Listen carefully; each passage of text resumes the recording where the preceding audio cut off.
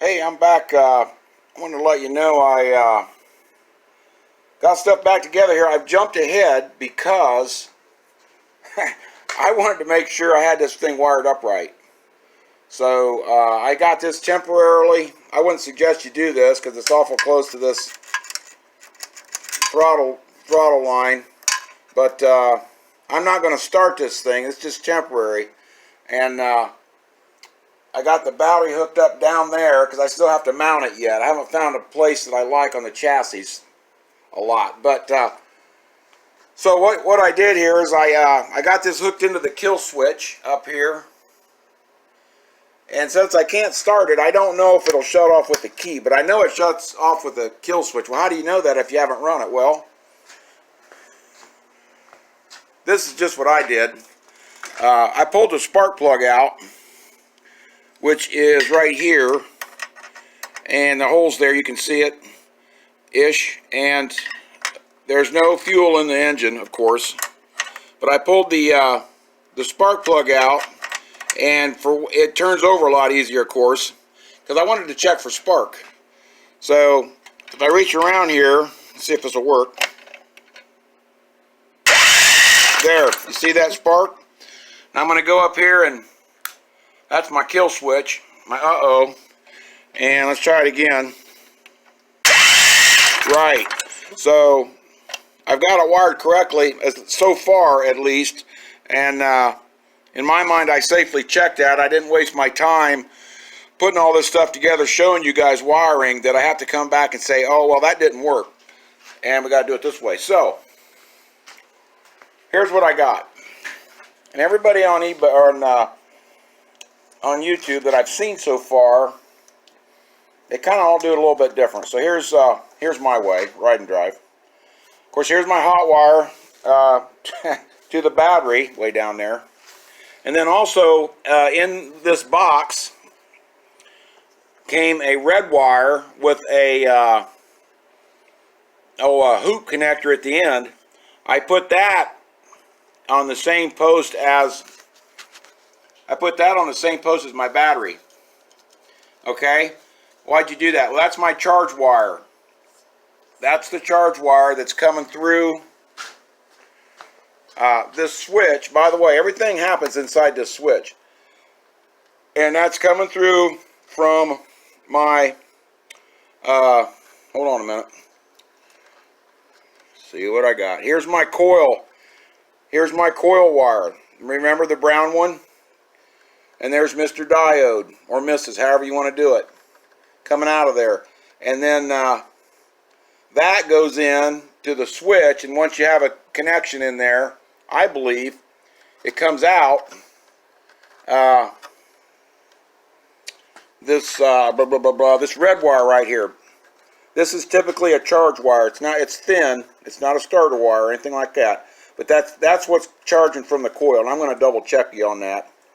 And then there was also another connector wire, this here color, striped, and I'm a little colorblind, so I can't tell you what color they are, but it's the only one that had a spade terminal.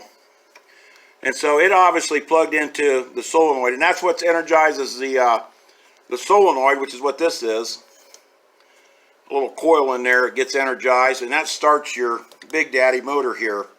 So I plugged that in. So that takes care of those wires. And then the only wire that was left was, wait for it, this yellow, and I can tell this color, yellow and green wire. And I'm guessing that was ground, so I grounded that right here. Okay? And then right here, what's this wire? It's not the right color. Well, that's all I got. This is my ground wire, goes down to the battery. So that's my negative. This is negative, and I got it grounded to it's heavy, because that's going to run, help run the starter juice. This one and the other one back here that I showed you connected to the battery terminal. So other than that, this yellow wire and this black wire is the coil wire. This is your coil kill switch wire that comes from the spark plug coil. And I just got that wired into my the Mini here, and that's what this is. it's coming up and going through this switch.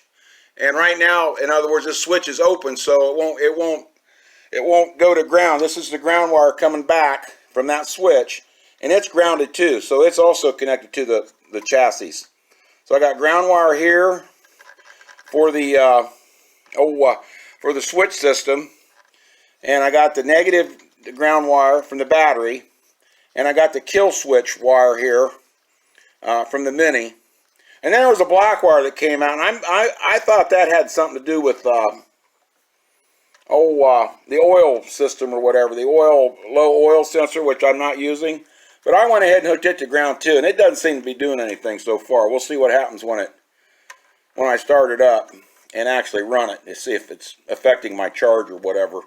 But so far, this works like this. So that's what I wanted to tell you. It's a little messy. I'm gonna go ahead and mount this a little bit. I think I kind of like it here, but I'm not gonna. I just got it mounted with zip ties right now. We're gonna do a better job. We're gonna get it away from this arm because that's too close, obviously. And I've been trying to find a home for the battery, and I've been unsuccessful. It fits under here really well, okay, but it's right underneath the carburetor bowl, and we know how those never leak. So I'm not going down that road. That's unsafe for me. It would have fit right up in here. Plenty of room away from the exhaust, and I still haven't exactly ruled that out, but when it's there now, and I don't think you're going to be able to see it, but I can't get to, I can come way back here, and you're probably still not going to be able to see it, but let me zoom you in just a little bit and see if we can see. Yeah. There's a little black there on the left side of that bolt right there that I just did. It's right there is the idle screw. And if I put a battery in there, I'm not going to be able to sneak in there and adjust the idle. So I can't put the battery there. On the other side, there just wasn't enough room away from my exhaust pipe. So I'm probably not going to do that. So right now, I'm leaning towards possibly mounting it up right in here on top of the engine with isolation, of course, rubber mounted. It is an any position battery, so I don't have to worry about it standing upright or anything. And we're gonna mount it sideways probably with lots of cushioning around it, because you really want to try to isolate that from vibrating. So all right, that's all I wanted to show you for now. I hope that helps with the wiring. At least that worked for me. I believe that's going to get the engine running. We'll find out in the future. But oh, here's a plug also that came with this kit, and that was for this switch here. Wow, whew, hang on, right? Here's that on-off switch. That's for the motor. And that mounted, where am I at? That mounted right in here for actually turning that Predator on and off initially. So it's kind of an interesting switch, because when it's off, you think about the switch being off, but that's really when there's continuity between both ends. And when it's on, actually there's no continuity between these two wires, because you want that field coil not being grounded from the spark plug. So anyway, TMI with that. But all right, I'm out, and I'll get back with you. There's one other thing I wanted to tell you about this. Why is this up here, you're thinking, and not somewhere else? Well, this is a big block and a small block bike, so it wouldn't fit here. It's supposed to fit right in here mounted, and yeah, it doesn't even come close. So we're gonna find a new home for that, or maybe just take the switch out and mount it somewhere else. So I just wanted to let you know that's why it's up there and not here, because that will not fit when you're putting in a 301 and a 212 chassis type. So there you have it. All right, hey, I'm back. Want to show you where I was at. You recall I had a quandary on the battery location, so yeah, this is where I decided to put it. I mounted it on the front fuel tank mount. There's a mount here, and two more on the other side. And all I did was take some 1" by 1/8" strap, and I just bent that in the vise all the way around this battery. I mean, the battery wasn't in it. I made a mark, and then I put it in the vise and bend it. Make a mark, put it in the vise and bend it.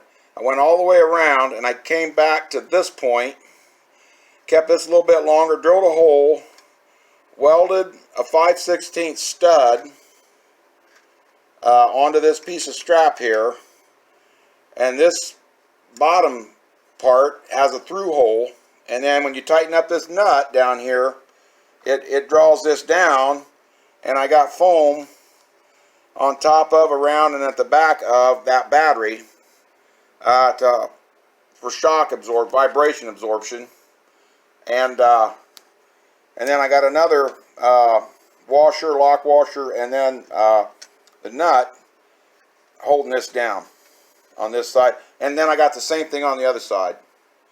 So that's where I got the battery mounted. It's really sturdy. Is it going to get too hot? I don't know. We're going to find out. I got an infrared ray gun there. I'm going to check the temps on stuff, see what's happening. I think it'll be okay, but the jury's still out. And then for the ignition box, as you know, this big block, you only got so much room with this stock Trailmaster MB200-2 frame. As you know, I've kept stock, and so I decided to keep everything compact, and right now I just got it zip tied to this front I don't know, frame pillar or whatever, because I want to make sure that's going to work good. I'll probably end up making a bracket there and this so I can screw it there, but yeah, I'm going to have to reach down here for the key. But guess what? I'm reaching down here anyway for my choke, things like that. So I really don't mind that too much. That's kind of what I'm used to anyway, reaching down and running the choke levers and all that stuff. So I'll just reach down here, hit the trigger, and we'll go from there. The other side, hang on. Same thing. Just got it mounted right there. That's that same 1" strap coming around, and then I got it bolted to this here, this is plenty strong enough. This battery's probably 3 or 4 pounds. You figure a tank and a half of gas is what? I don't know. It's over 10 pounds, probably 15 pounds divided by 4 posts. Yeah, so I still think I'm okay. It seems plenty strong. We'll see what happens. And then I kept my wires tucked in tight. This goes down to my starter. I already showed you how I wired this, and then of course the negative on the other side goes down to taking you back around here. And I just use this right here, this frame bolt. And I got all my grounds going to right here. And I just wanted to keep everything compact, you know, because of twigs and all that stuff. And I think I'm going to be okay. I don't have anything sticking out other than a big block. So I think I'm okay with that. I got the battery almost centered. I wanted to keep my CG as best I could. It's going to be a little more top heavy, but we'll see what happens with that. But so far, that's where I'm at. I got a bad crack here. That's from the shipping. For right now, I'm going to fill that in with RTV, but eventually I'm going to have to address that. But I'm going to plug up this hole and butter that up for now so I can go out and play.